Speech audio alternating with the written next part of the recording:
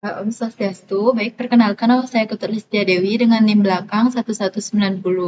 Jadi di sini saya akan menjelaskan pertanyaan terkait dengan karma pala. Nah, pertanyaan pertama itu, hukum karma pala itu merupakan salah satu ajaran penting dalam agama Hindu yang mengatur hubungan antara perbuatan atau karma dan hasil atau akibatnya. Secara sederhana, hukum karma pala ini menyatakan bahwa setiap tindakan manusia, baik itu ucapan, pikiran, maupun perbuatan, akan membawa akibat sesuai dengan sifatnya. Perbuatan baik akan menghasilkan kebahagiaan, sedangkan perbuatan buruk akan membawa penderitaan, baik dalam kehidupan saat ini maupun kehidupan mendatang. Nah, jadi dalam ajaran agama Hindu, hukum ini bersifat universal dan abadi, bekerja secara otomatis tanpa campur tangan langsung dari Tuhan. Tuhan itu berperan sebagai saksi yang adil, tetapi tidak mencampuri hasil karma seorang. Oleh karena itu, manusia memiliki tanggung jawab penuh atas nasibnya sendiri melalui perbuatannya. Karma pala juga berkaitan erat dengan konsep reinkarnasi atau punarbawa, yaitu kelahiran kembali. Akibat dari karma yang belum selesai bisa terbawa ke kehidupan berikutnya. Oleh sebab itu, umat Hindu diajarkan untuk senantiasa melakukan dharma dan menjauhi adharma agar dapat mencapai moksa atau kelepasan dari siklus kelahiran dan kematian. Nah, hukum karma pala menanamkan kesadaran etis dan spiritual bahwa hidup adalah hasil dari tindakan sendiri, bukan kebetulan semesta. Jadi, pertanyaannya itu, berikan contoh untuk membuktikan hukum karma pala itu ada dalam kehidupan sehari-hari dan berikan strategi untuk meningkatkan keyakinan akan hukum tersebut. Nah, untuk jawaban yang soalnya yaitu yang pertama itu hukum karma pala itu dapat dilihat dalam bentuk aspek kehidupan sehari-hari.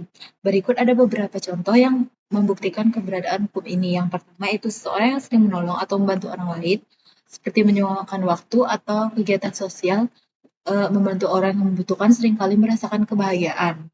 Hal ini bisa dilihat sebagai hasil dari perbuatan baik yang dilakukannya di mana ia bisa mendapatkan dukungan sosial dan rasa syukur dari orang-orang di sekitar.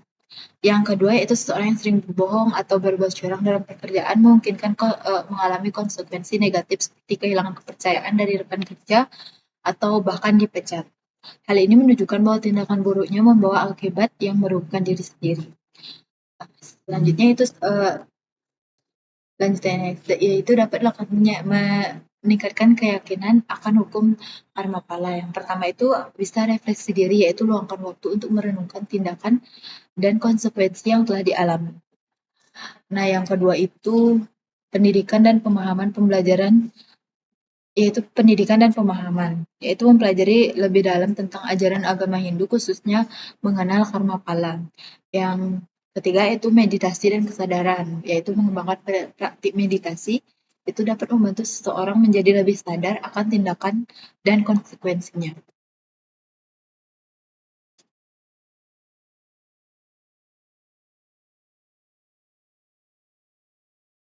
Nah, yang eh, pertanyaan kedua yaitu yoga. Yoga itu berarti penyatuan yang bermakna penyatuan dengan alam atau penyatuan dengan Sang Pencipta. Jadi yoga merupakan salah satu dari 6 ajaran dalam filsafat Hindu yang menitik beratkan pada aktivitas meditasi atau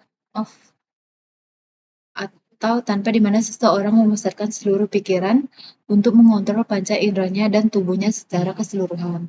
Nah, pertanyaan itu jelaskan dan beri contoh tahap-tahapan Astanga Yoga. Ada beberapa tanggapan Astanga Yoga adalah, jadi Astanga Yoga adalah sebuah sistem yoga yang dikembangkan oleh Patanjali yang terdiri dari 8 tahap yang bertujuan untuk mencapai keseimbangan dan penyatuan tubuh, pikiran, dan jiwa. Jadi berikut penjelasan dan contohnya. Yang pertama itu ada yama, yaitu pantangan. Jadi yama ini adalah aturan moral dan etika yang harus diikuti dalam kehidupan sehari-hari. Ada 5 aspek yama, yaitu yang pertama ahimsa, tanpa kekerasan. Contohnya itu seperti menghindari tindakan yang menyakiti. Nah, yang selanjutnya itu ada satya, itu kebenaran. Contohnya itu berbicara jujur dan tidak berbohong. Nah, yang selanjutnya itu asteya, yaitu tidak mencuri. Contohnya itu tidak mengambil yang bukan hak kita. Yang selanjutnya itu ada brahmacharya, yaitu pengendalian diri. Contohnya itu seperti mengendalikan nafsu, Nah, yang selanjutnya ada aporigraha, yaitu tidak serakah. Adapun contohnya itu tidak mengakumulasi harta yang tidak perlu. Yang selanjutnya itu ada eh, niyama, yaitu etika pribadi. Peraturan-peraturan. Nah, yang niyama ini adalah peraturan-peraturan yang bersifat pribadi seperti kebersihan atau saucha, kepuasan atau santosa, pengorbanan diri kepada Tuhan, atau iswara pranidana. Nah, yang selanjutnya itu ada asana, yaitu posisi tubuh. Jadi sikap sikap tubuh yang digunakan untuk mencapai keseimbangan fisik dan mental. Yang selanjutnya ada pranayama, yaitu pengendalian nafas. Jadi pranayama adalah teknik pernapasan yang bertujuan untuk mengontrol energi vital prana dalam tubuh. Contohnya itu seperti kapalabhati, yaitu pernapasan hati untuk membersihkan saluran pernapasan. Nah, selanjutnya ada pratyahara, yaitu penarikan indera, yaitu menarik objek eksternal dan memastikan pada pengalaman internal serta mengontrol indera dan pikiran. Selanjutnya ada daram, yaitu konsentrasi. Jadi pemusatan pikiran pada satu titik atau objek. Selanjutnya ada dhyana, yaitu meditasi. Tahap meditasi yang lebih dalam di mana seseorang itu mengalami kesadaran yang lebih tinggi. Yang selanjutnya itu ada samadhi, yaitu penyatuan, yaitu keadaan kesadaran tertinggi di mana pikiran telah mencapai kesatuan dengan alam semesta. Berikutnya itu soal nomor 3 itu, Tuhan dalam agama Hindu disebut sebagai Brahman atau Sang Yang Widi. Selain itu pada dasarnya ketuhanan dalam dasar ketuhanan dalam agama Hindu percaya pada Tuhan Yang Maha Esa, tetapi sistem ketuhanannya terkoordinasi dalam konsep ketuhanan Trimurti. Tuhan adalah kebenaran, Tuhan ada di mana-mana. Jadi jangan pernah bersandar pada ketidakbenaran dalam keadaan apapun. Jika mengikuti jalan ketidakbenaran, kita tidak akan dapat mengembangkan kasih. Maka dari itu kembangkanlah kasih sepanjang waktu. Pertanyaan itu berilah contoh dalam kehidupan sehari-hari bagaimana mengembangkan kasih dengan mengikuti kebenaran. Untuk jawabannya yang pertama itu kejujuran dalam berbicara, yaitu selalu berbicara jujur. Yang kedua itu menunjukkan empati, yaitu seperti mendengarkan teman yang sedang mengalami kesulitan dengan penuh perhatian. Yang ketiga yaitu memberikan maaf. Jadi kita harus memaafkan seseorang yang menyakiti kita.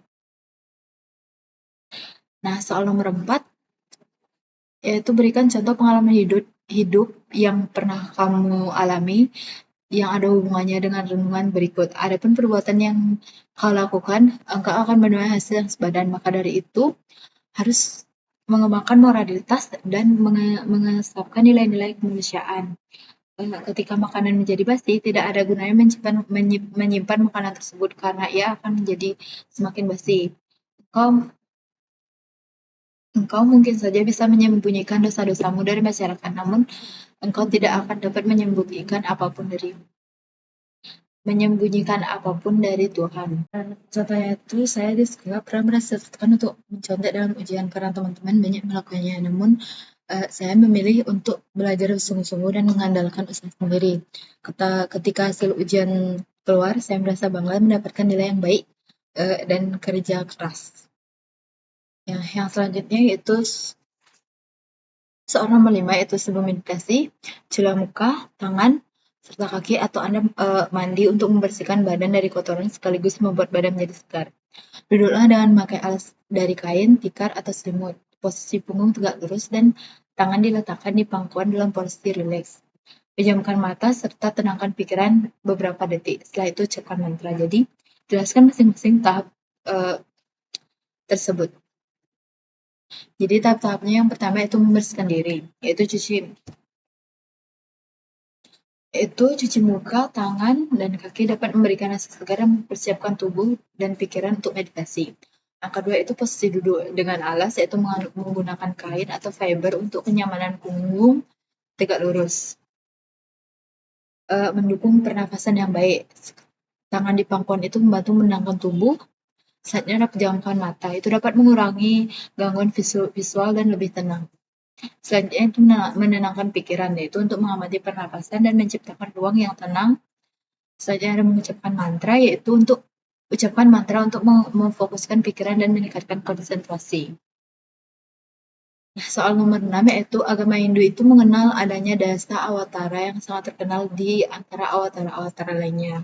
Dasa awatara adalah 10 awatara yang diyakini sebagai penjelmaan material Dewa Wisnu dalam misi menyelamatkan dunia. Dari 10 awatara, 9 di antaranya diyakini sudah pernah menyelamatkan dunia. Sedangkan satu di antaranya awatara terakhir yaitu Kalki Awatara masih menunggu waktu yang tepat. Konon pada akhir Kali Yuga untuk turun ke dunia. Jadi kisah-kisah awatara tersebut terangkum dalam sebuah kitab yang disebut Purana. Mengapa awatara yang turun ke dunia itu dominan dari Dewa Wisnu? Jadi jelaskan dalam kehidupan sehari-hari apa yang dapat awatara mana yang dapat berperan sebagai layaknya awatara. Jadi awatara yang turun dari Dewa Wisnu memiliki tujuan penting seperti mengajarkan dharma dan menjaga dharma. Contohnya itu menegakkan keadilan, memberikan inspirasi, dan membantu lingkungan. Soal nomor 7 yaitu jelaskan hubungan antara yoga surya namaskar dengan pranayama. Berikan contoh pranayama yang cocok untuk asanas tersebut dan badan dan pikiran. Dan gambarkan rangkaian yoga surya namaskar yang Anda ketahui dan maknanya. Jadi yoga surya namaskar itu adalah rangkaian asana yang meningkatkan